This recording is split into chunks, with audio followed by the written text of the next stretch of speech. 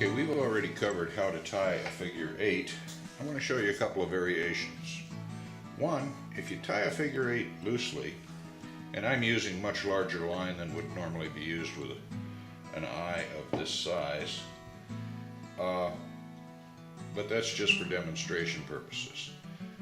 One thing you can do with this, makes a nice knot, is run the bitter end through an eye or a ring, and then simply follow the knot back through itself.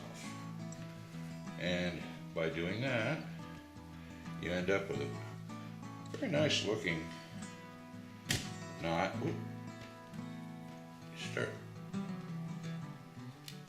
and where you go into the knot, you come out of the knot, right there. This can be drawn up as tight as you need it to be, and you've got an eye tied through a ring or around a ring. It's the same figure eight, and it works quite well. Another thing you can do with this knot, as soon as I get her untied here, is make a tie point in a line. I will show you how to do that. Right now, if you're in the middle of the line, I'm going to give it lots of slack so that we're way back in the middle of the line somewhere.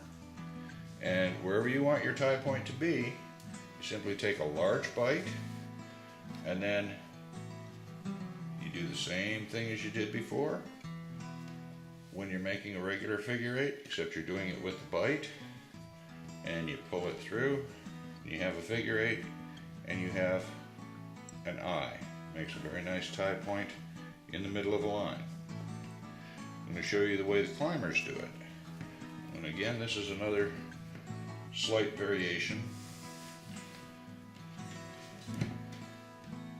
You make a large S in the line. Then you simply go all the way around and come back down through the bottom loop. The difference with this one is your line, if you've got something hanging on the end of your line and this is coming down a cliff face, you got a nice little tie point that is very secure. It won't slip, won't bind, and again, it's easy to untie. So there you have 3 variations on a figure eight.